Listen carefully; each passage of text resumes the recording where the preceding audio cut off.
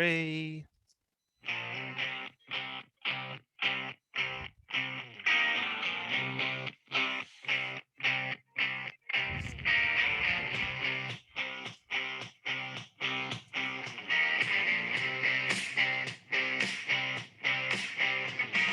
It's live from London. Hammers.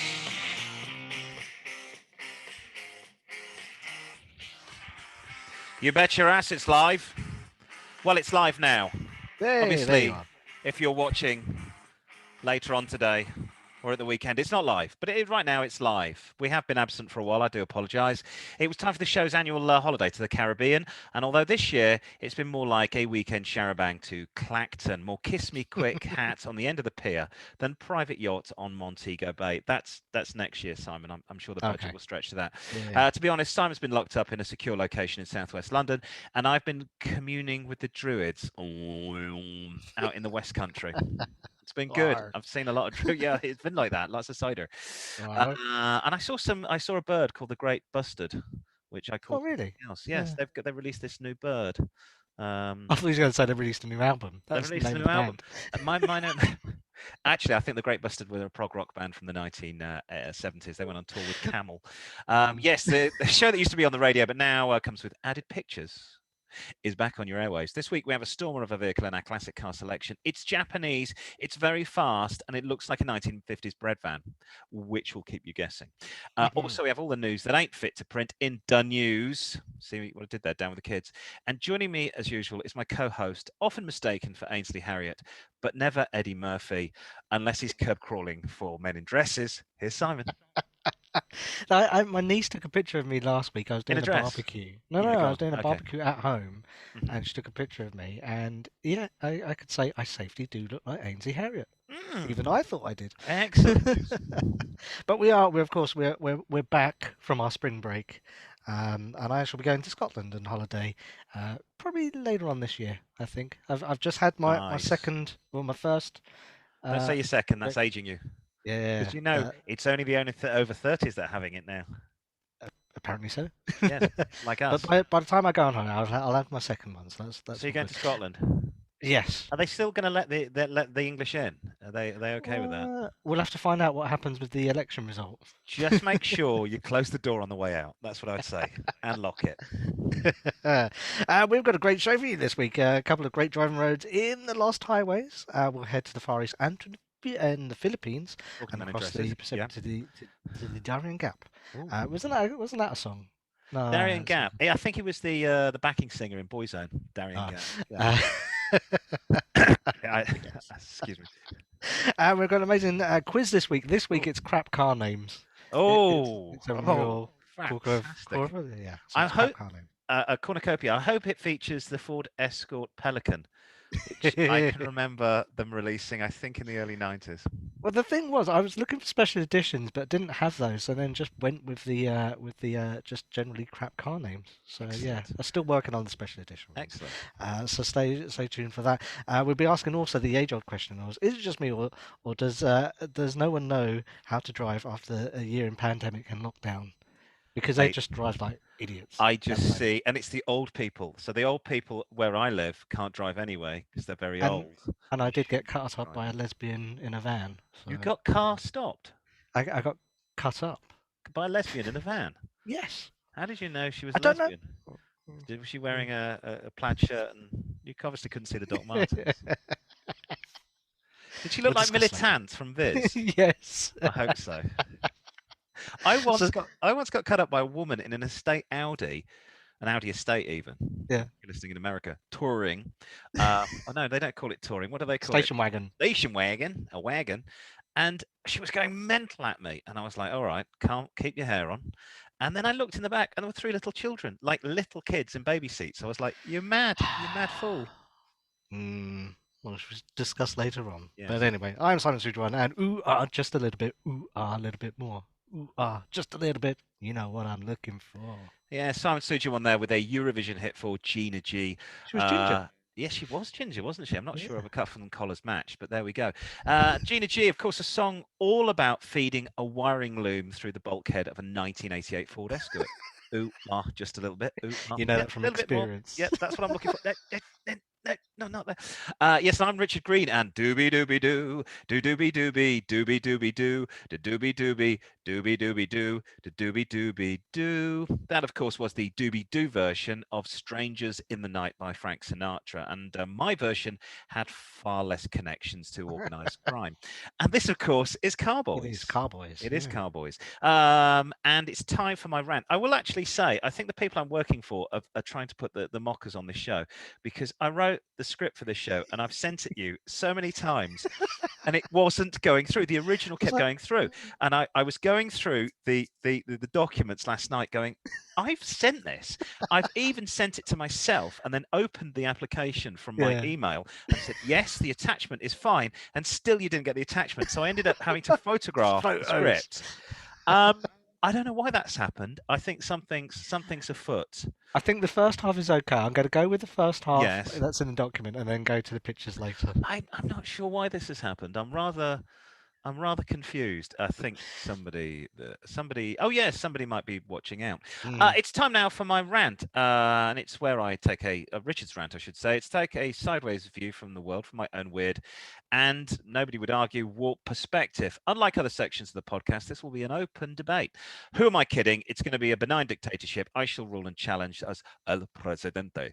This week, I've decided to vent my spleen against the government, who are in a week of local elections. We're not going to mention any parties in the UK. Are out and about trying to rob the British public in the form of higher taxes. In a report out last week, per mile road pricing is one of the best fiscal changes, apparently, that any government could make and must be introduced by the end of the decade. That's according to this new report. It says that pay per mile scheme should be mandatory by 2030, but electric vehicles should be able to opt into the scheme from as early as 2023 with the temptation of grants and other incentives. It also called on Chancellor Rishi Sunak. He's a sort of hipster Mr. Bean, if you haven't seen him, to outline a 10-year trajectory to increase fuel duty next year in a bid to encourage motorists to ditch petrol and diesel cars. Now, the report submitted to the Transport Select Committee says road pricing has always been the most effective way to tackle road congestion and pollution, as well as plug the Treasury's, this is the big one, 40 billion a year tax hole when existing motoring taxation revenue streams dry up, because you're under the impression that your road fund license actually paid for roads. No, it goes into the coffers of the government. Ministers are currently looking at ways to recover funds both lost from both vehicle and excise duty, or car taxes, most normal people call it, and of course fuel duty when more drivers switch to plug-in vehicles and the number of petrol and diesel motors on the roads decline. Believe me, if electricity prices go up any more, I'm going to be lighting my house with whale oil. So here we have it, a sort of dual kick in the teeth for the British public and motorists and non-motorists alike. Let's not forget. First off, let's look at the elephant in the corner of the room, and I'm not talking about Boris Johnson. No, hard to believe, but this elephant is much more insidious. As I mentioned, 15%, only 15%, 1/5 of your VED, vehicle exercise duty, or even excise duty, goes on to maintain our roads. The rest gets gobbled up by the huge economic black hole that's the government. It gets to spend this money on the NHS, on schools, counselling sessions for trans, lesbian, disabled folk who identify as lampposts. You know, the sort of essential stuff. Well, this ban on petrol and diesel cars, when the road fund license money will dry up, when they can't have that. So they'll tax the heck out of you until you either buy an electric car or spend most of your income on keeping your petrol car on the road. That's aside from the duty you pay to buy the car, the service the car, 20% on VAT, and of course, fuel duty. Fuel duty is 50% and more in tax on every litre or gallon, however you like it, you put in your car.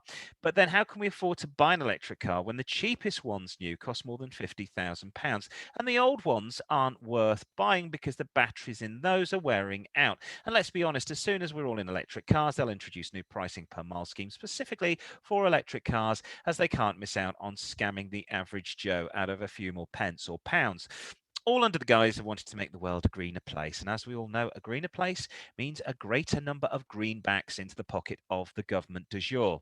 Now, if you listen to this pod and you don't drive a car, which is very unlikely, you may prefer to bicycle around the country, eating quiche and quoting aloud from T.S. Eliot novels. Then you may think this won't affect you, but I'm afraid you will be sadly mistaken. If the government du jour decides to up tax on cars and vans and introduce price per mile, then the cost of all the things you like to buy, such as quinoa, quiche, and Birkenstock sandals, are also going to go up. You're going to pay more for food. That hurts the poor. You're going to pay more to go on holiday. And in general, you'll pay more for everything. So let's get absolutely shafted by the main man once again. As the late lamented comedian George Carlin once said, what's the point of voting? You have 100 different parties. All of them have the flavour of vanilla. So my answer to you is fight the power. May you never register your car or buy one of those Polish cars and drive it as long as you can. Any thoughts, Simon? Tax hole is not the word that I was thinking of. No, I mean, we all know that the end of COVID is going to cost us an absolute fortune with all these SOBs that have been sat on their arse furloughed for the last, what is it? God, so year and a bit. Yeah, year and a bit now, year and 1 month. So 13 months of sitting on your ass doing jack. So we've been paying for that via the government. The government's been shelling that out. So they've got to fill the hole, and this is how they're going to fill the hole. They are going to have to put up my car tax. Literally, you could literally add a 0 to my car tax, and I'm still going to pay my car tax. I pay nearly 300. You could say, okay, £3,000. And guess what? I'll still pay it because I have no choice. I cannot afford an electric car. It doesn't make any sense because you go, well, okay, they've for every year now, and the cars are getting greener, they've been dropping the car tax, the as you said, the old road tax. So that's now some paying like £20-30. Yes. Whereas I'm paying, I think, 180. That's quite good. If you drive something nice and juicy, like a mid 1970s American car, so with a 5-litre engine, you're looking at £600. Yeah. So they've got to get the money from that somehow. But also, if you weren't a motorist, does that mean that they'll be taxing your electric? So you're having to pay higher electric prices even though you don't drive a vehicle? Yes, probably. I mean, electric comes out the wall. It doesn't come out of a different... There's not a different hole for car electric. It's all electric. If you go and look under your stairs right now, you'll see you've probably got an old electric meter that I used to says love watching the meter that MEB. went round. Yeah. Oh, yeah, the little wheel that went round. Oh, I had a brilliant completely aside, I had a brilliant gas meter once that stuck, and I lived in this rental in East London for 2 years. It just went... and I used to get 0 bills. I used to wander around this house with a Hawaiian shirt with the windows open in the middle of summer. Turn that heating up. Leave the hot tap running. F it. Oh, I don't know what happened to that. I moved away. It was a sad day when actually I had to start. But yeah, they'll be taxing electric. It's just it doesn't make sense. None of this makes sense. All of it is to, and I tell you what, any government that introduces this is knackered because we'll all vote with our feet and go goodbye. Yeah. You can be Labour, Liberal. Let's be honest, you're either going to be Labour or Tory to get in this country. You are not going to introduce this. The government report can say anything. And I got breaking news in. I'm going to do this next week as my rant. Okay. Now, despite this is from confused.com. Despite leaving the UK is still going to have to comply with new speeding limits on new cars. Top speeds you can legally drive on the road here is of course 70 miles an hour, but cars can of course reach way above that. The European Transport Safety Council has investigated this. They said 26,000 deaths on the road happen in Europe every year, and speed is one of the main reasons. Now, what they're calling for is for all new cars from 2022 to have limiters on them of 70 miles an hour. In Germany, most cars already have 150 mile an hour limiter on. But they're calling for new cars so that you can't break the speed limit. But the problem is you need to break the speed limit to stay safe. Yeah. If you're trying to get round somebody and they're hogging the middle lane at 70, you sort of do about 75 to get round them and move on. I mean, you could say, well, you should also stay at 70. Yeah, you should also do a lot of things, but you're not going to. And sometimes I can guarantee you I've absolutely floored it to get out. And that's why I like driving a car with a large engine out of bad situations, thinking, oh, I've got to do this now. Otherwise, there's going to be a crash. 70 seems too low. Yeah, I think I maybe 120. To be honest, I just think again it's a non-starter. Whoever votes for this whoever puts this into power is going to, and all I'll do is going to buy a Capri 2022. I'm going to buy a brand new car. Well, it's electronic, so I'll just plug in a laptop and reprogram it. Thank you very much. There'll be a nice load of guys in Hounslow going, yeah, come round here, mate. Just drive the car in. turn that F off. Yeah, we'll just leave it here. That's fine. It always register you're doing under 70, and then you'll pay him some money and you'll go on the way. Like a friend of mine that once gave me some free satellite television, which I had for a couple of years. I didn't Brilliant. install it. It was a favour to a friend. Yes, so that's another intro. Oh, yes, in conjunction with the government taking over, new sponsor for the show. It's Orwell Water. Orwell Water, and I believe it's a good year. It's a 1984 vintage. And of course, the logo is 2 + 2 = 5. Yes, I can't wait to start enjoying that. God help my children. Yes, it's time for the news. Shall we have some news? Let's have the news. I've got to find some news. It is in here somewhere. Hopefully, it's the right news. Let's see. Oh.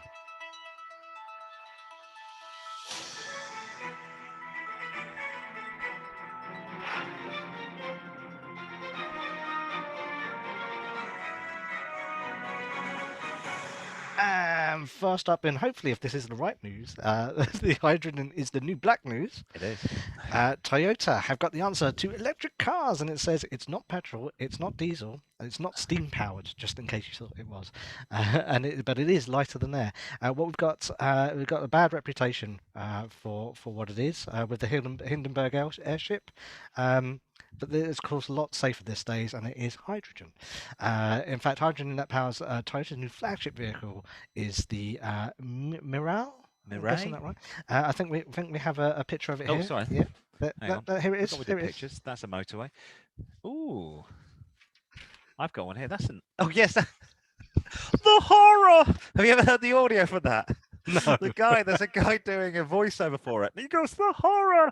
And they go, this guy's got a really weird voice. And they worked out that it was sped up far too fast. So we actually had this deep American voice. Yes, that's love. That's how I always travel across the Atlantic in the Hindenburg.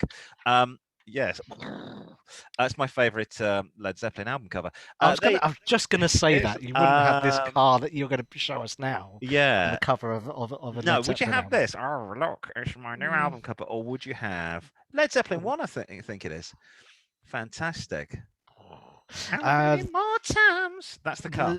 The new and surprisingly agile and sporty Mirai is we're going to call it Mirai, is a second generation of Toyota zero-emission motors from the Japanese car maker. And it says improvements have helped it boost fuel economy by 10% to achieve 30% increase in range to 400 miles. Although hydrogen is the principal source of the power that drives it, the Mirai is actually an electric car driven by electricity and electric motors. This is because it uses a special fuel cell which acts as a mini onboard power station, taking the hydrogen gas and through a chemical reaction, creating electric power from the fusion of hydrogen from the fuel tank and oxygen atoms sucked in from the atmosphere. The other byproduct is H2O, which is lovingly known as water. That's what dribbles out of the exhaust pipe, and it's so pure you can drink it. It sounds like it's like an episode of Tomorrow's World where you get the presenter to try and go, where the F is Judith Ann when you need her. Yes, indeed, the car is such a marvel that it even purifies the air around it. That sounds good. And it goes, what goes in, it sucks out thanks to the onboard chemical reaction. Which was a hit by Bee Gees. So this is the answer, isn't it? Not electric cars with batteries, but a hydrogen version of the internal combustion engine. So the best answer we've had all along is the original answer we've had all along, and a motor within the car that produces its own power to drive the car, which you put some fuel, not petrol this time or diesel, but hydrogen into the car, and then it makes the air cleaner. Because let's not forget, there is a confusion about what comes out of the exhaust of the car as being the worst stuff that comes off a car, and that is a complete misnomer. That's a lie.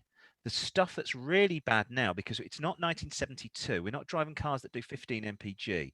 We're driving cars with catalytic converters. I would argue the worst stuff that comes off a car now, and I live on a busy road, is the brake pads, is brake dust. Yeah. So you haven't solved that problem with an electric car. When you come up with that answer, then we'll have a discussion about. Look, the answer really is if you want to go down the shops, get off your fat ass and walk to the shop on the corner.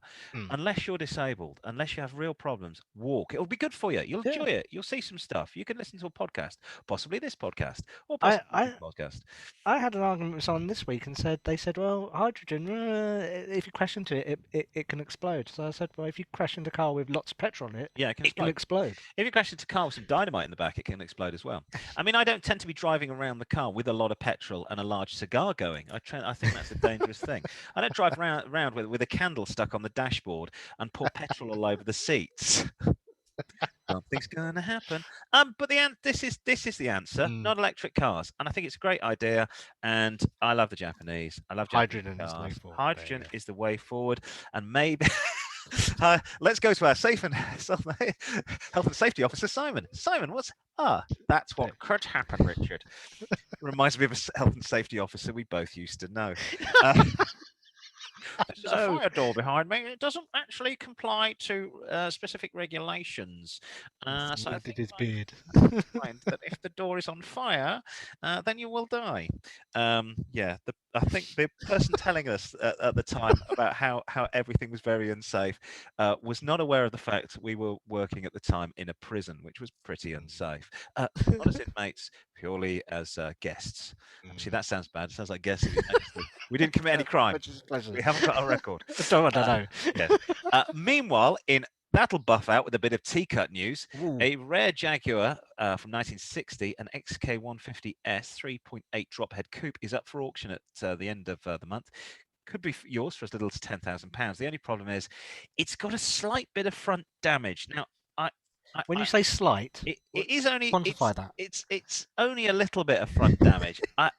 If you've got some T-cut, one of those plungers that pulls out dents, I think you'll be fine. I think that'll be all right. Nothing wrong with that. It was crashed 25 years ago and stored in the garage ever since. It's going to be sold at auction. Let's just show this smashed up Jag is being offered to potential buyers at the upcoming Bonham's auction. And the 20th. John Bonham. Yes.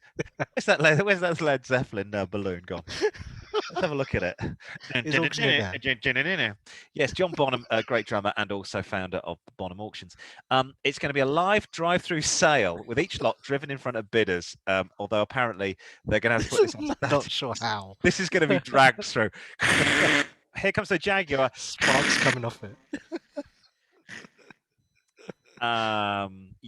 So just over 2,500 examples of the XK150 were made by the British Mark at its Coventry assembly plant at the Browns Lane factory, and it was rebuilt. The factory, of course, was rebuilt in 1957, and that infamously claimed 9 of the 25 ultra-exclusive XKSS road cars, which went on to win Le Mans with the D-Type engine, accelerating from 0 to 60 in 7.3 seconds, I should say.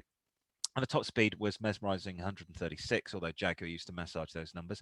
Fuel economy was just 18 mpg. The XK150 also famed for being the first car ever to offer disc brakes on all 4 wheels as an optional extra. The owner of this battered example, the car was first registered in 1960, finished in Carmen red, and had a black leather interior. And he bought it in 1971, drove it for 25 years. However, in 1996, while on a wet road in Hull, East Yorkshire, the Jag encountered a tree. The bonnet crumpled, grille bent, headlights missing, engine shoved backwards into the cabin. He was fortunate enough to walk away from the accident unscathed. The keeper picked up the car from the scene of the accident on a trailer, transported it to his garage at his property, and his cars remain there ever since. This is what it looked like before. This is effing heartbreaking. Oh, I know, it's in really good nick, and he used it as a daily driver because it had over 100,000 miles on it when it crashed in its 61-year life. The Jag was well used, a treasured motor despite the condition, and it still retains most of the original parts, albeit most of them completely knackered. Now, what I'm confused about is he must have had this car fully comp. So why didn't he just claim the cash? Because that's a write-off. I'm guessing in 1996, that's probably not enough money to rebuild that car. Now the insurer would go, yeah, we'll give you the cash because it's going to be worth it. So why didn't he claim the cash, get the cash, buy back the car as a category D or whatever, and Yeah. then renovate it. I don't know. Don't know the story behind this one. But they say it's going to go for quite a bit at auction. They say it will go. Of course, if you are a fan of the films, as my stepfather used to say, from Northern Ireland, this is the car that Clint Eastwood drives in 1971's Play Misty for Me. Oh, it is a beautiful car. It is. I would like one of those. I would not like one of those. I had an option to buy a very old E-Type about 15 years ago, and we decided to walk away because it looked very. It was one of these ones that had been left in a garage for 30 years, and I don't know enough. A bit like this. Yeah, a bit like that one. Not like the Hindenburg. So yeah, there you go. Get auctioning. It will buff out. It'll buff out. Nothing wrong with that. The horror. Actually, I have seen that. I have seen that clip. Yeah, it's Paul Bloke. It was just some fantastic radio personality from the 1930s. Going, it was a radio broadcast. I think it really was a radio. It's a radio broadcast, and then they I guess they mirrored it up to black and white pictures.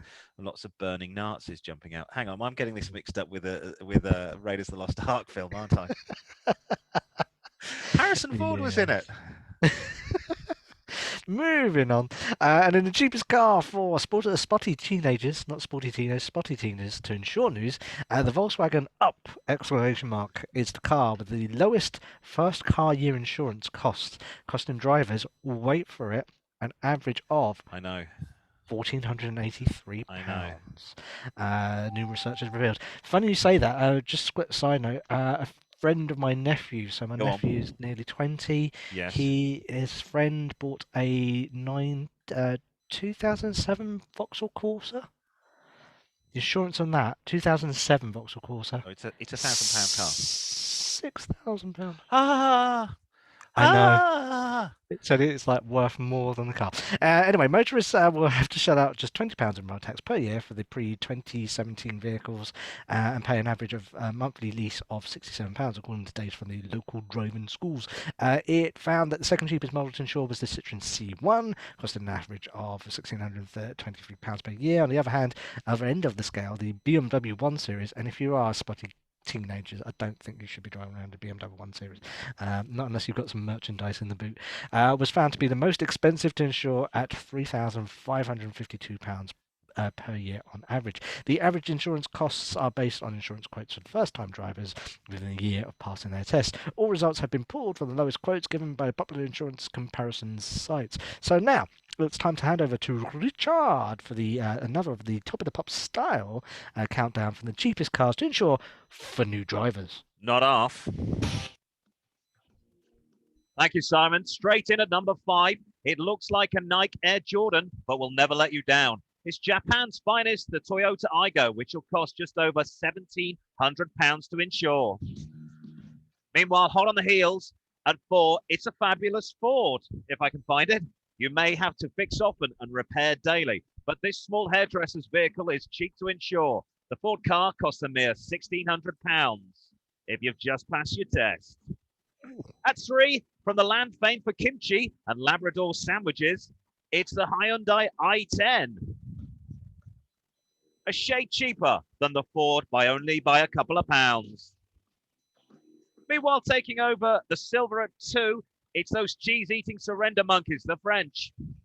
Citroen C1 is a mere £3,000 cheaper, £3 I should say cheaper than the Hyundai, but it's guaranteed to not be as reliable.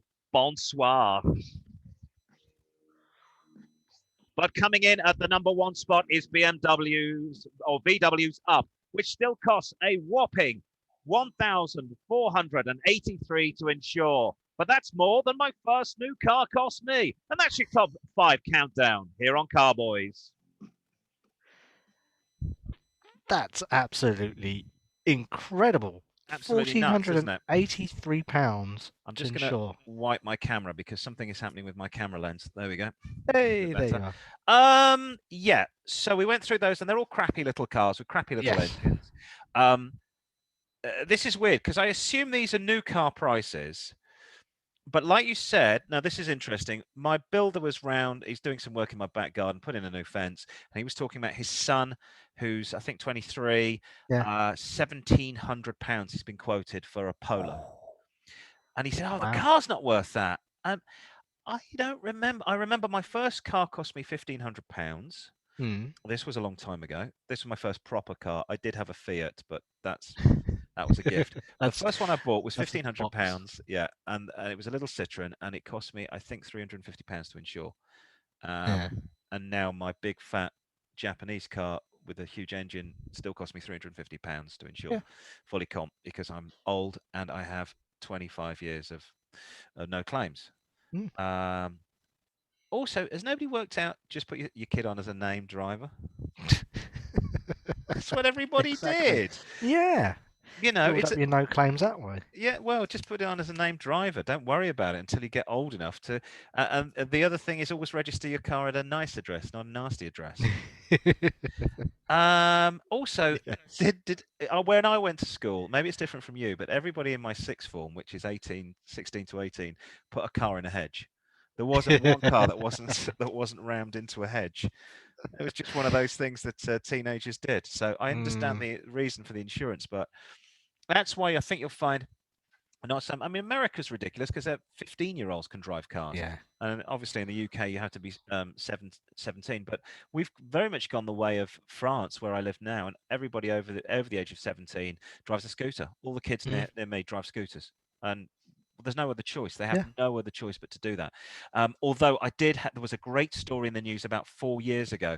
A guy out in the countryside was trying to get insurance to go to his job. He was at 18 and he couldn't get car insurance, so he went and bought a tractor for £1,000, an old tractor. His insurance was £80 a year. Wow. People just want to get to work. People just want to go and do their jobs. Look, the best way, my advice, if you are you are under 18 and trying to buy a car, is just get one of those black boxes in it as well. That should reduce costs. You just have to bite the bullet. Finally, in fix often and repair daily news, you love the way I take the mick. I did get a bit of a dig with you and your old ownership of the Ford car there. 1981 Ford Capri 2.8 litre injection, built specifically for Henry Ford II, who's there it is. Henry Ford's grandson is set to go under the hammer in the UK and is expected to sell for between £25,000 and £30,000. The car was created for the eldest grandson of Henry Ford, who was also president of Ford from 1945 to 1960, the CEO of the Blue Oval brand until 1979, and the chairman of the board, like Frank Sinatra, but with less mob connections, until 1980. The sporty Capri registration AVW 109X was created for HF2, or Hank the Juice, as he was referred to, when he arrived in the UK from the States for business. This very Capri is one of 3 special Fords built by the SVE, Special Vehicle Engineering Division for Henry Ford II. It's going to be sold online at the vehicle site Car and Classic. If it does achieve anything close to the higher estimates, it'll be way over the value of this particular model, which I actually don't think it is, to be honest, according to experts. Even in concourse condition, it means it's so pristine it could appear in a museum. Haggerty values a 1981 Capri Mark III 2.8 coupe at £24,900. This is no normal Capri, though, as you might expect, considering it was customized for the boss, whose name is stamped on the front of every model produced. Yeah, because his name's Ford. The 2.8 was fitted with an automatic C3 gearbox and an additional layers of graphite grey over a strato silver paint to give it a sublime finish. The only thing that lets it down, because it's American, the transmission is auto, and it's an auto from the 1970s, which means it will be shite.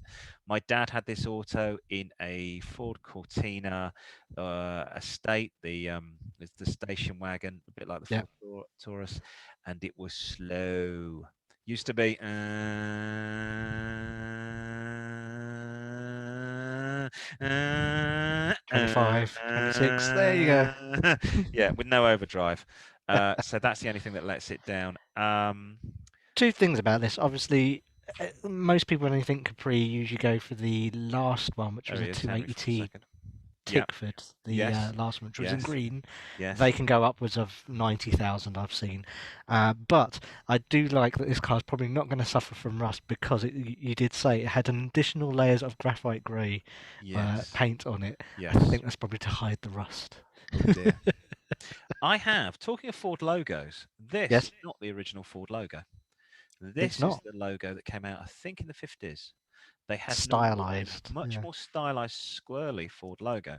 And about 15 years ago, I was in a flea market in Malaysia, and I bought a padlock with big brass padlock with the original Ford logo on, I think for about £3. Nice. And I got it home and I cleaned it up. So it's like a 80-year-old big Ford padlock. And I can only presume it was the padlock for the Ford garage in the town in Malaysia where I was visiting. It's brilliant. I thought I'll have this for £3. This aside, yes, I know you'd love this, Simon. I know you would love this car. And it is. I think that's on the money. I think that's totally on the money. Not bad, is it? The Capri was arguable. I mean, it's Britain's Ford Mustang. I'm surprised they never continued to make a coupe. They should have continued to make a coupe. I know they had a two-door Sierra, but they should have pushed that more and more. So yes, what a fantastic car! That's the end of the news, and I believe the jazz band are required in because it is the classic. Oh dear, what's happened to my music? They're back from their spring break as well. They've been on their spring break. I didn't take them down to Stonehenge. They're not into mysticism. They're more into Class A drugs and coffee and filterless cigarettes. Here they are. They could have jammed with the Take it away, Druids. boys.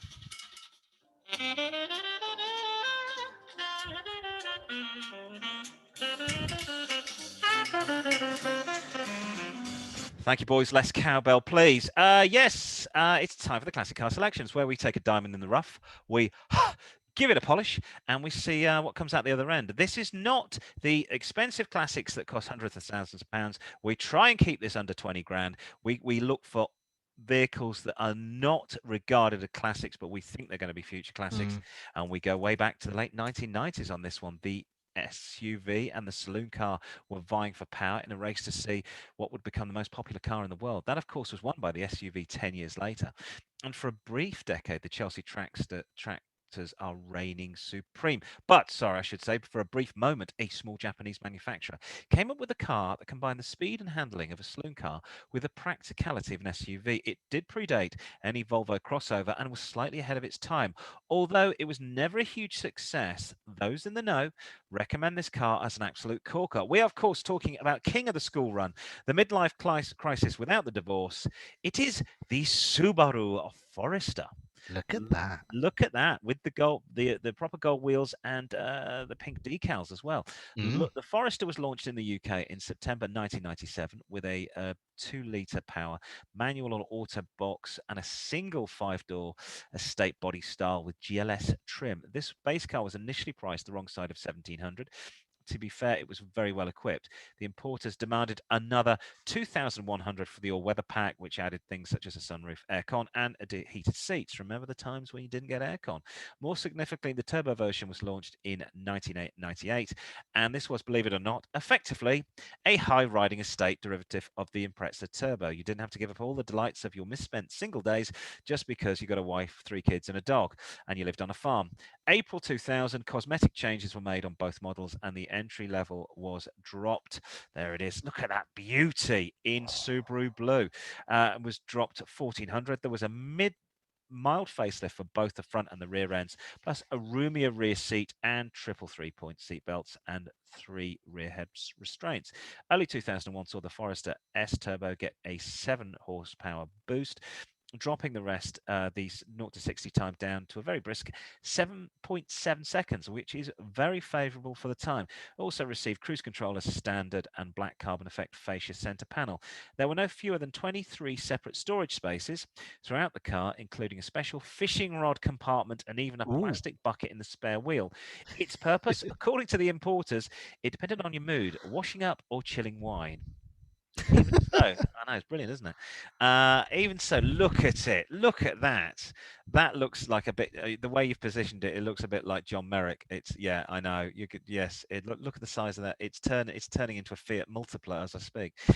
Even so, the basic version came with power steering, remote central locking, electric windows and mirrors, as well as a headlamp, washers, driver and passenger airbags and ABS. Of course, a Japanese car, and unlike the Germans, the options were mostly included. Unlike the Germans, they didn't bomb my grandma. So what should you look for when you buy? Well, they're pretty solid cars, unlike the Impreza. They weren't bought by boy racers. That being said, if you're after a car that has a full service history, as Subaru's legendary boxer engine can be a sensitive beast. Look for rust. It can get into the bodywork, especially in the wheel arches, and this thing is getting on for 25 years old. The other things to consider with the gearbox, on the manual, there can be issues changing from fourth to fifth. This could mean a replacement transmission. Also check the clutch. These wear out easily. Apart from that, these cars have got a strong reputation for quality. They're beloved by their owners. Also, maybe one more thing, try and buy one that hasn't been used to tow, i.e. there's no tow bar, as you don't know what this previous owner has towed. Could be a small two-wheel trailer, could have been the Titanic. How much should you spend? Well, £1,000 will get you a basket case, but splurge up to 3 or 4,000 and you'll get a much loved car, full service history, low mileage. After all, these things have been around for 20 years. There's little to no rust on them. They were big with the school run crowd, big with the caravanning community. So these people tend to take care of their cars. Like all Subarus, they go like shit off a shovel. And my recommendation for anybody buying a Subaru is every month you've got to get on the motorway and give it some beans. Because Subaru engines bung up. It's always a problem with the Outback. They were always bought by rural types, old folk who didn't drive very fast, and they'd take it into my mate who was a Subaru mechanic, and he'd go, leave it with me for the day. They'd go off and do some shopping. He'd go up the bypass, and he'd do 90, or he'd do 70, of course, and he'd accelerate, he'd get the engine nice and hot, burn out all the crap that's built up in the engine, and the car would be working fine. Now, this is the one I'd buy. I found this, 2001 Subaru Impreza, STB, STI, not STD, SF5, JDM, full service history, grey import from Japan, the factory fitted body kit, gold wheels, velour interior. It's Japanese after all. Most importantly of all, rust free, no rust, 70k on the clock, and is very fast. £6,500 for this car, which is going to be a Porsche beater at really good. around about 7 seconds. I like this one. This one looks like he's just done a murder and he's about to drop off the body. I think it's a bit more practical than the Impreza because it's slightly bigger, isn't it? Yes, they do an Impreza estate, but this is a much bigger car. So why not say "Hoi" to the Japanese classic from the 1990s? That's going to be the Subaru Forester. It does look like a child designed it. It does. It is. Yeah. It has got a bit of an agricultural reputation. But I love it. I think it's fantastic. It is good. My wife is a huge fan of Subarus. I have never owned one. They do take maintenance. You've got to maintain this car. It's going to be in the garage a lot, but it's pretty reliable. I think it looks beautiful. It is.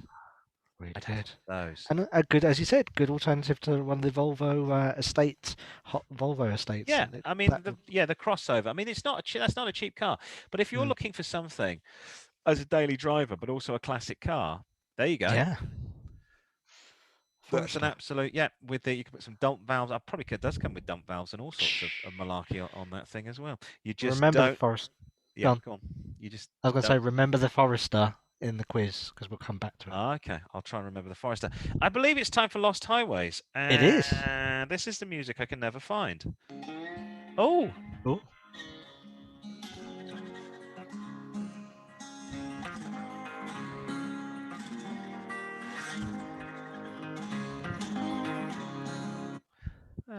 Well, they've been learning something new in their spring break. They have. They've got a banjo player. A banjo player, yeah. They're not. The jazz band are not fans of banjo players because it has all sorts of connotations. This just in: the banjo player was always there. He was just always passed out. They just that's true. Yes, and he does come from a limited gene pool. That music does signify it's time for the Lost Highways, and if you haven't heard this show before, A, where have you been, and B, it's our feature where all the listeners like to email us in and give us their favourite roads and the reasons why they love them. It could be a quite coastal road that leads down to the sea, alternatively it could be a straight two-lane blacktop that leads to infinity and beyond, and invites you to gun the pedal to the metal. Whatever your poison is, let us know your perfect driving roads here on Car-Boyz. Have we got the details somewhere? We have. You can get in touch with the show in many, many ways. You can email the Car-Boyz at car-boys, always with a Z, at outlook.com. Facebook, car-boys at car-boys with 4 Zs. Twitter, car-boys, boys with a Z, at car_boys with a Z.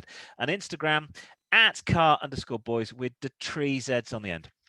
And of course, because we've been off for a few weeks on our spring break, the inbox has been busting. Mm. And one of those emails is from Seth from Roehampton. He says, Hello. I can't wait to travel again to the Philippines. The Marikina, yeah, Infra Highway is an absolute driver's dream. You guys will love it. It's a 110-kilometer mountain highway that connects the Metro Manila to Infanta, which is in the Quezon province, I'm guessing. Maybe. The 6 lanes of the Marcos Highway starts off at an intersection in the Cati. Thanks for all the sending us with all the difficult names in there. But next time you need to include the phonetic spelling of these places. Yeah, well, we'll just take the letters as they are. It shows it's their real letters that come in. The Campuna Panana Avenue in Quezon City near the boundary near Marincana as a physical continuation of the Aurora Boulevard. It traverses the Marinca Valley and passes through Antipolo. I got that one right. Where it intersects the Summerlong Highway and the Masanag Junction. After Masanag, the road starts in the ascent towards the Sierra Madre Pass and passes through the Madre, Tanay, and the Rizal, Santa Maria. That's an easy one to say. Laguna, Real Quezon. Yes, I'm guessing that's probably. Yeah. I speak with a North London accent. Yeah. And finally, onto Infanta and Quezon. The twisty roads are far more removed from the congested, grimy streets of Manila. He goes on to say that you have to be careful of U-turn intersections and jeepneys, which apparently are the Filipino buses where they're loading and unloading people. There's the jeepneys are basically jeeps left over by American troops during World War One, and then they've been converted. Yeah, they converted them. They're really. I've never been to the Philippines. I did live in Southeast Asia, but I'd never got to Manila. But yeah, they're basically long wheelbase jeeps, and they're just like songtaos in Thailand. You just hail them and you jump on the back. I mean, Thailand they just use pickup trucks with planks on the back. So at least the Filipinos are a little bit more. I can see they've got no doors on the back. No. You just jump on and like everybody squeezes in. Yeah, probably safer. And well, how interesting. I don't know what it would like to drive in the Philippines. It looks probably slightly dangerous, like the rest of Southeast Asia. Better than Manila, apparently. Thank you very much for that one, Seth. Yeah, from Roehampton. I imagine is very different from the Philippines. Moving on, Juan Paulo says, hola. He loves driving around Panama, particularly the Inter-American Highway. There we go. It forms part of the Pan-American Highway, which stretches for 3,400 miles between Nuevo Laredo, Mexico, and Panama City. The Pan-American Highway, one of the longest roads in the world at 19,000 miles. The Inter-America crosses the Panama Canal via the Centennial Bridge. Roads are generally well maintained. There's not usually a lot of other cars on the roads. Timing is critical if you plan to drive in or out of Panama City. You're going to be stuck in traffic if you attempt to travel across the Puente de las Americas, the bridge linking Panama City to the Interamericana during rush hour. Many workers live outside the city and commute there to their jobs every day. The good news is the Waze app works well. Fantastic. Yeah, Waze works in places. Waze worked when I went to Mexico. I was like, really? Waze works here. Yeah, I got an Uber as well. I put Waze on to make sure that the driver in the Uber was taken home and not to the local Sinaloa cartel. We have the children. We need the coca. So no, it was really safe. So it's very interesting. So you can go from Alaska all the way down through Canada, through the west coast of America, through Mexico, through Latin America, but you can't cross the Darien Gap, which is the bit right at the end. That's where you stop. There's too many mountains. People have done it in 4x4s, but I don't think you can even. You used to be able to ferry your car around the Darien Gap and then get back on the road and continue all the way down the west coast of South America to Chile at the end. You can't do that. The only way to do it, I think, was to freight your car or buy another car or rent another car on the other end. But that looks fantastic. Look at it. That's why it says bienvenue, sorry, that's French. It's bienvenidos a Darien, because you're right at the end of how you can, where you can go driving. As an amendment to that, Yes. We have done it before, but if you are driving in Mexico and you break down, there is a national system in Mexico that looks after you, and it's free. There's like their version of RAC it's amazing because you wouldn't think of Mexico as a very developed country, but they have a national system to help drivers broke down, and it's Fantastic. like it's a charitable, and you might have to wait for a few hours, but somebody will come and help you out in a situation. Yeah, I think it's like the Green Rescue or something. It's like their sort of 5th or 6th emergency service, but it is completely free. It's fantastic. Yes, there you go. I'll flash that up again. I'm not going to say it because there you go. You can read. It's there. Pause. And if you can't read, pause it. And unpause it. There you go. Get us your driving roads. We'd love to hear from you. I now need to find a very special music that was composed specifically for this program.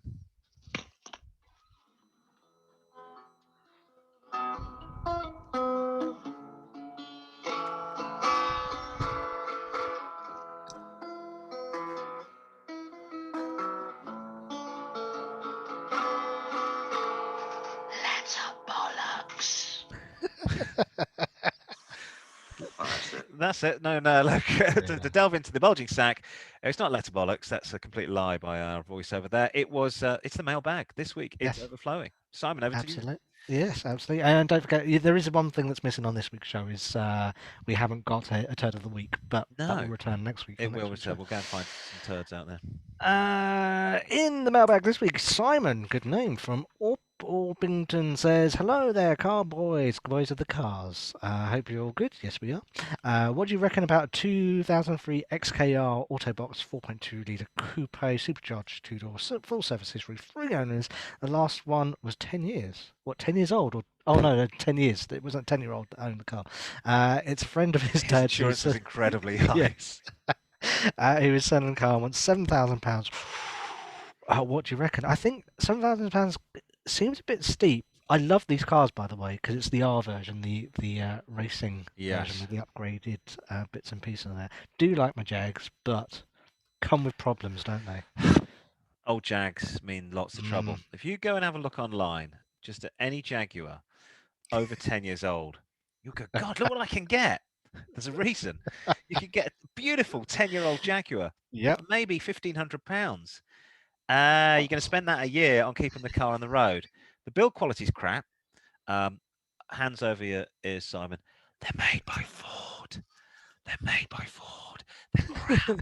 Ford parts bin. They're really shit cars. And before that, they were made by Rover. Even crapper. Yes, so the build quality's not great. The Autobox, if you're going to buy this, he said it's an auto. Yeah. Make sure that oil has been changed. Or if it hasn't been changed, don't change it. They say oil for life on these. There's no cars, automatic gearboxes. No. I do not have oil for life. Mine's coming up for 9 years old. I'm going to change the oil in the oil box. It costs 50 quid. If it's too old, you can't. If it's a 15-year-old car, you can't because there's too much gunk going around in there, bits of gears. Right. But 10-year-old, change the oil. Wine of the Eaton supercharger on the XKR is great, but it can bug you after a while. This is the one. Jaguar had the 5th highest warranty repair costs in 2003. Oh. Jaguar second bottom of the reliability index for 2004, combining high average cost of repair of nearly £500 with high 42.16 failures per 100. Courtesy of warranty direct policies. That was in 2004. We are now 17 years later. These cars are going to cause you lots of problems. Yeah. Mainly because it's a Ford. You'll need deep pockets to keep this on the road. But look at it. Look how beautiful that is. It's an amazing looking car. Very beautiful car. Very pretty car. I would like to own one of these. I would not like to pay to own one of these. Yes. As I've said before, my father, his initials are JAG. Jag. Yes. He drives a Honda. Everybody, and it's an import as well. Everybody thinks he drives a Jag. You've got the Jaguar out there. Oh yes, he says, but it's really a Honda, a gold Honda. At the golf club, you know John. Oh yeah, I know John with a weird Jag. Yeah, John with a weird Jag. It's a Honda. Unique Jag. It's a £700 Honda. Right. Brilliant. Moving on, Alexander in New Rochelle, New York says, Hello. hello, boys from the USA. He wants a thirsty car. It's an unusual request. He not in America. He wants to motor up and down the East Coast because he's decided he cannot be bothered to fly because it's too much hassle in America. He wants a reliable car with luxury, ideally lots of leather, and please can it be a coupe? I don't think I've got a copy of this car. Ideally lots of leather, please can it be a coupe? He has $10,000. Let me find. I'm going to have a picture. It's going to be on my phone, so it will be a bit weird. What would you say, Simon? Could you get Mustangs for it? That's the typical. Yeah, you can. American, That would not be a American. problem. That's Yeah. not going to be a problem at all. We'll look at something, but then he is also saying about luxury and Mustangs, live rear axle. Not sure it's going to be good for your spine if you're going up and down the East Coast on that one. It's that's what I would buy. That is exactly what I would buy. That's a top end. That is. It isn't even the. I mean, I would say Acura, Honda, Toyota, Lexus is what you want. Yeah. Top end. This is 2015 V6 Honda Accord Coupe LX, full leather, 18-inch wheels, auto sat, nav, backup camera, lane warning alert. Only 75,000 on the clock, which is nothing for this engine. That's just over $10,000. It is a smashing car. I have the saloon version of this. It will take you to the moon and back with no trouble. I do not worry about the reliability of this car. So he wants it reliable. They do a 3.6 litre engine in that. I haven't got that, but I'd get that if I was in America. They don't do the coupe. It's just going to cruise. Auto box, beautiful car. He says reliable. Or get a Ford. It's a bit unreliable. Just saying, reliability. It depends how much he's going to use it. I mean, the reason I think he said in his letter was he said he got on a flight, and the flights are an absolute nightmare because they're just as packed as they were before. But now you have all these regulations, so there's no soft drinks. There's no food on board. You got to wear a mask on board. There's all these sort of new rules, and he's like, I'm just going to get in my car because let's face it, how long is it going to take you to get to the airport? 2 hours. So then you have to check in before. 2 hours to check in. So you go up to 3 hours, then you get to the other, then your flight. Say you just go a short journey, so that's another 2 hours. You're on 5 hours. Yeah. That you suddenly, well, why don't I just drive and enjoy the journey? If it's not business, enjoy the journey. Enjoy the journey. Stop off if you need to get drinks and food and stuff like that. Enjoy the scenery. Yeah, exactly. There you go. So that's what we recommend that you should do, Alexander. Also writing in, Dwayne from Dartmoor says, hello, you car-boys. He says, hope we're both well. Diane. Yes, we are. Diane. Oh, Diane. What did I say? Oh, Diane. Sorry, Diane. She may be transitioning. She may be formerly known as Dwayne. Miss Diane. She lives right out in the moors and loves the isolation. But she's thinking about she needs a car and a car with four-wheel drive. She's lived in her current house for 3 years after moving down from Bristol. She reckons that she needs a 4x4 capability for the winter and floods, because it does flood a lot in this country. Yes. But it will needs to be a small car for her to manage as she's in her 60s. What do we recommend? She has £5,000 to spend. Small, reliable, obviously older, we usually go for Japanese. Yeah, it's less hassle. Subaru used to do the Justy, and I'm not sure they still do the Justy. That was a very small engine 4x4. Yeah. I think Japanese, but this is cute. I found this on Tinterweb. This is a Fiat Panda Twin Air.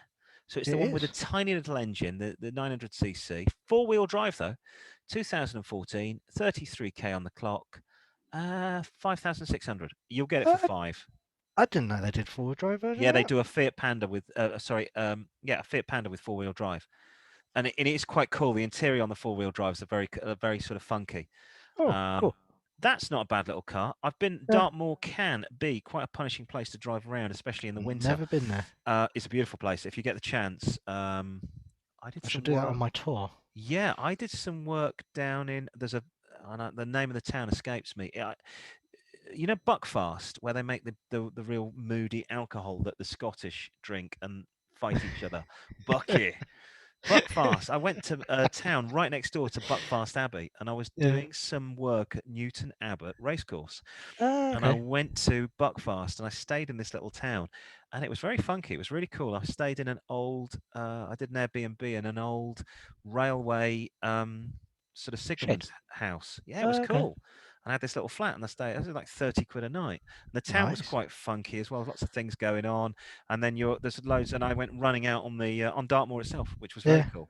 Very Yeah, cool. it is in a beautiful place. But as I said, that's the summer. In the winter, you get snow down there. It can flood down there. The one I've recommended this car before because it is hard to find a reliable, smallish 4x4. I tell people to get one of these. This is This is a Suzuki, Yeah. 2013 SX4 4-wheel drive optional, so you can clock in and clock out 2-wheel to 4-wheel.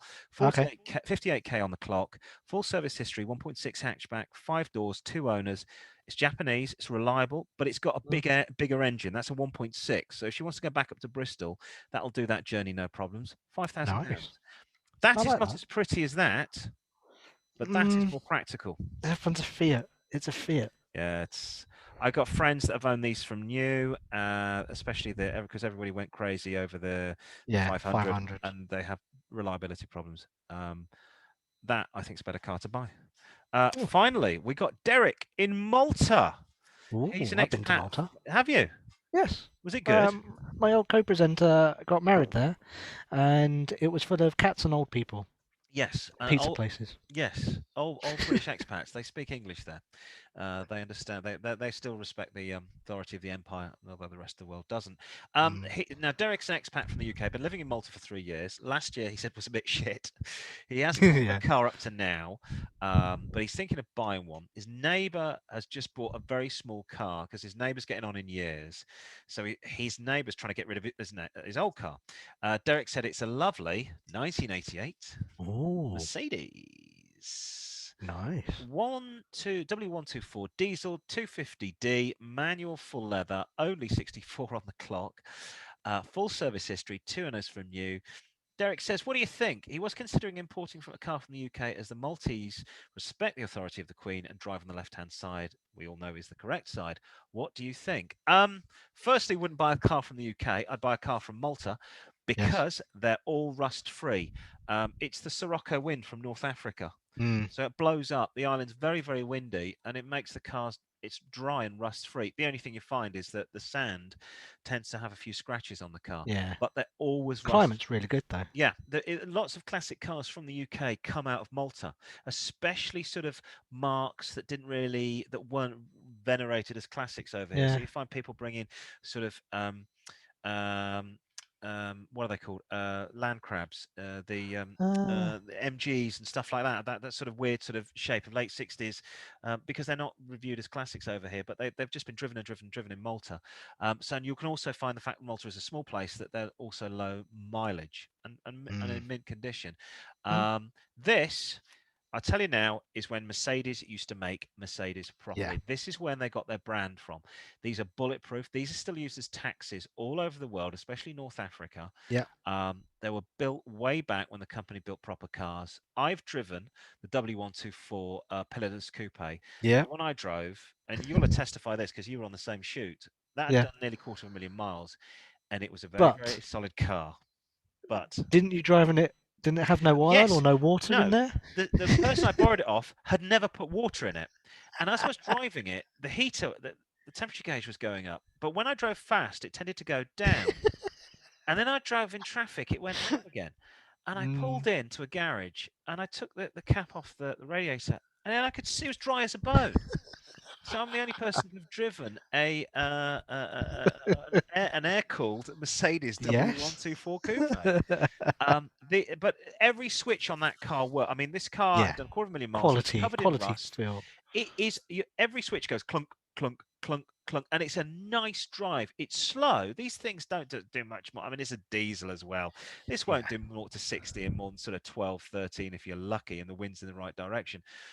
But it's a solid car. It's a nice. I love it. It's blacked out the windows as well, which is very, very cool. It looks like a cool car. They're going to cost a little bit to keep service, bearing in mind this is a 33-year-old car. But as I said before, in Malta, you find these there is no rust on most of the local cars. They're all got low mileage. I imagine your neighbour has got a garage that maintains this, so you can. It's Go easy back, sailing for you. You're not worried about this, because also cars will be set up for the temperature of the country they're in, and Malta's going to be hotter than England. I imagine there's probably no heater on the inside of this. Yeah. I would just have an easy life. I'd buy that off Go your for it. neighbour, and your neighbour's going to love seeing it as well. And Yeah. then I'd sit Knows it's in good hands. I'd sit, and if he's a bit of a boy racer there, I could sit outside his house doing donuts and beeping on the horn, like what I'm doing to your car. No, I wouldn't do that. But yes, I would go for that. They're a very, very, very solid car. Just make sure it's been regularly serviced. That was the main thing. Is it time for the quiz? It is time for the quiz. It is. We've got some quiz music somewhere. Again, I've got far too many applications open on this special musical desk, also known as my phone. Yes, so let's get that music. Here we go.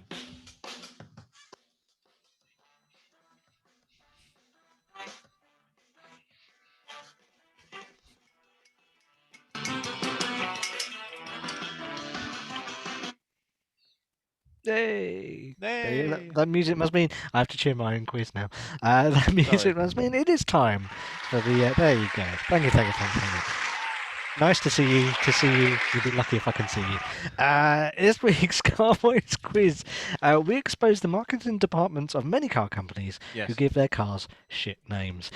So we're not looking at the cars that were inspired by their workmates, the Adam, the Chloe, the Zoe, the Sharon, Dave in accounts, whatever it is. No, we are looking a little bit more left field. Our contestant this week is Richard from Southwest London. Hello, hi. He's hoping to make it a champion on, as it says on his t-shirt, champion of this quiz. Yeah. So do you think you can spot a crap car name when you see it? I have a nose for such things, yes. This week, you're playing for a spark plug. Oh, well, that's done. That's exactly. Is it a champion one, though? It's no, it's NKG? No, it's not. Okay. Yes, they are NKG. Hey. But we can get you some champion if ones. You could get me well. some champion ones, that'd be fun. So that's what you're playing for. It's either A or B for the answers. So it's either A or B. Do you know so I didn't plan that as well? I didn't wear this t-shirt. I didn't know you were giving away a spark plug. Genius. And also remember Forester. Forester's coming up. Okay, I'm going to remember that. So eyes down, looking. Question number 1. In Japan, Daihatsu launched a kei car called the Nikido. The Nikido. When translated, what does Nikido mean? Does it mean A, naked, or B, nipple? Gee whiz. Does it mean shit bread van? And a car very square. And it's got steel. Does it mean A naked or B nipple? I can see bits of that car. I'm gonna say naked because it looks very naked. Is the right answer. It is naked. You can actually see all the screws of the I was gonna say, so you could take panels off and stuff. There you go. It is called the Naked. There you go. 1 out of 1. Well done. Question number 2. In Germany, Ford decided to launch a special edition of the Ford Ka, the original Ford Ka. It was named after a German airline. Okay. Was it called A, the Ford Ka German Wings, or B, the Ford Ka Lufthansa? I'm going to say I want it to be German Wings. We flew German Wings to Berlin. And I'm getting on the plane going, isn't this the one that crashed with the mad pilot? Yes, German Wings doesn't exist anymore because of that. Yes. Okay. It was. But I think I'm going to go for Lufthansa. I'm going to say Lufthansa. Let's see if you're right. It is the Lufthansa special edition. Lufthansa. I don't know what was special about it. It just had yellow piping on the seats. That's all. But I would have called it a Messerschmitt, but that may have not been. The Germans may not have liked that. Yes, so that was it. That was the publicity picture of the Ford Ka Lufthansa. They were thinking of the Ford Ka Bomber Harris, but they thought that's not going to fly. Yes. Yeah. Question number 3. Do I have this? Question number 3. In Michigan. In the 1950s, a concept car was built to be the best car in the world. That's what it looks like. It was to be the American. They wanted it to be the American Rolls-Royce, but it never made it to production. What was its name? Was it A, the Lesby Lizzie, or B, the Gaylord Gladiator? The Lesby Lizzie. I wonder if Lizzie in there is a lesbian. The lesbian. She went, "Hi, I'm a Hi. lesbian." Or the Gaylord Gladiator. Right. So it's the 1950s. Yes. As we all know from the Flintstones theme music, you can have a gay old time in the 1950s. Yes. So I'm going to go for Gaylord Gladiator. Yeah, absolutely right. It Thank is you. the Gaylord Gladiator. Ah. There you go. What is wrong with the wheel? It's looked like it's missing a panel on the front. Why has it got that exposed wheel? Oh, I don't know. I never noticed Can you imagine going through mud? That's going to go right at the side of that, and all right. It's just going to be permanently cleaning that. But there you go. It wanted to be the American Rolls-Royce, And the never Gaylord was. Gladiator. So 100% so far for Fredo Free. Question number 4. Yes. Still in America. Jeep built a high-performance version of its SUV. I won't hold it too close because you might get the answer. High-performance version of its SUV in 1998. It did have an unfortunate name. Was it A, the Comanche Eliminator, or B, the Cherokee Destroyer? Look at my face. A, the Comanche Eliminator, or B, the Cherokee Destroyer? I can't believe we've got some options, Bob. We're thinking first we're going to call it the Wounded Knee. Then we're going to call it the Redneck Savage. Do you think any of those names? Tell me again, because I just can't believe they did that. The Comanche Eliminator or the Cherokee Destroyer? Cherokee. I'm going to go for Cherokee Destroyer. Oh, it was the Comanche Eliminator. There you go. There it says Comanche there. It was the Comanche Eliminator. Yeah, there you go. Americans have no sense of their history. Anyway, so one mistake, but you're well on the way to winning the spark plug, so that's all good. Okay, question number 5. An odd import here in the UK. Let's get the right picture. Is this car? It was in a Mazda MPV, which was which was a re-engineered Ford Frida of all things. There's another stupid name. Now, what was its equally stupid name? Was it A, the Mazda Bongo Friendy, or B, the Mazda Banjo Matey? No, it was the Bongo Friendy. It was the Bongo Friendly. The only reason I know about the Bongo is I once got picked up from work, and the taxi that turned up was a Bongo. And I thought, oh, it's a big van. I thought it's going to be like a people carrier, minibus. Yeah. It's like being in a van. It's the slowest van. It's like a van. The gearbox is inside the van. Really? Yeah, the gearbox sort of sits up. It's like being in a van. It's not like it's basically a van with seats. It's awful. Oh, it's 4-wheel drive. Always, yeah. All-wheel drive. I like the little aerial on the front bumper. Yeah, the Bongo. You can put flags on that. There you go. Yeah, absolutely right. The Bongo Friendly, not the Banjo Matey. There's the ambassador here. I just the flags of Pakistan, like they do in what's the film? Oh God, the Michael Caine movie. Not Get Carter, the other one. Italian Job. They steal. He says, "Where do you get this car from?" And they go to, and it's got flags on the side of the Pakistan ambassador. There you go. That's what it is. Question number 6. Well done. 4 out of 5 so far. Question number 6. Back to the Japanese kei cars. This was Mitsubishi's offering. What was the vegetable-inspired name that it had? Was it A, the Mitsubishi Minica celery, or B, the Mitsubishi Minica lettuce? Lettuce or celery? Celery or lettuce? Well, isn't it? That door well, it looks like it's a... Yeah, how does that...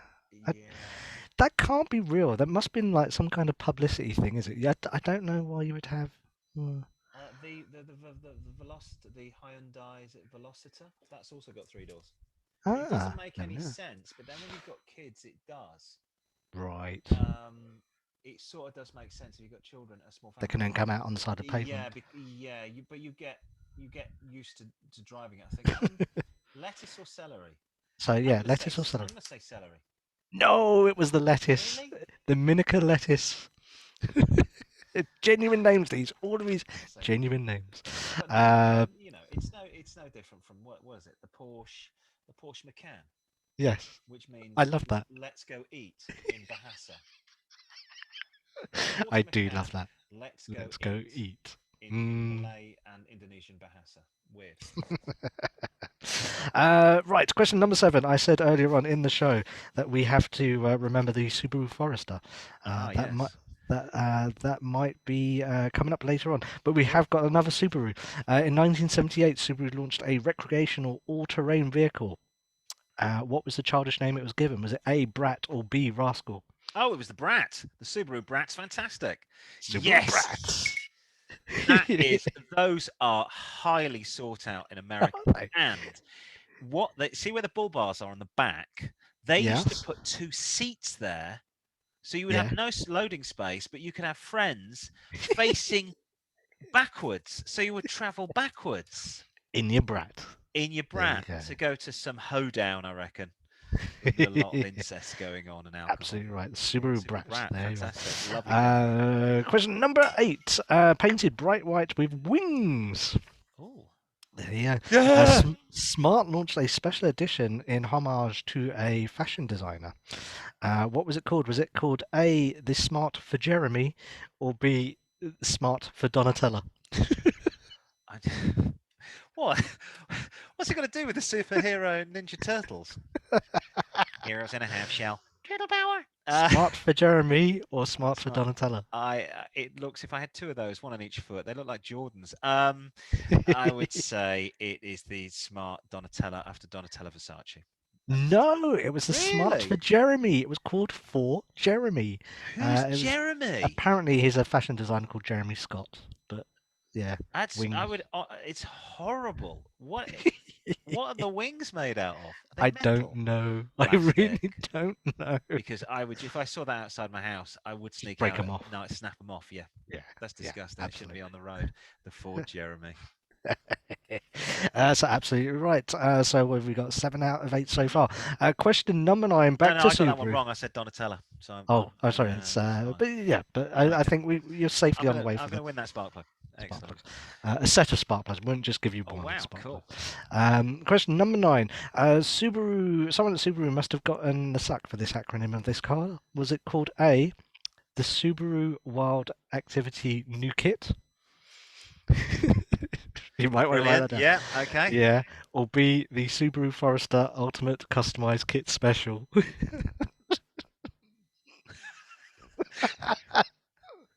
Subaru Wild Activity New Kit, or B, the Subaru Forester Ultimate Customized Kit Special. Oh, I'm going to go for second. It was called, I've written it down for those that didn't know, the Subaru Forester Ultimate Customized Kit Special. The Subaru fucks. Fantastic. Well done. There you go. There's another Subaru Forester. Yeah, nice. It does look pretty. Well, anyway, and you've won that. I'll give you those. You've won the spark plugs, which is all good. Seeing as you've come wearing a champion T-shirt.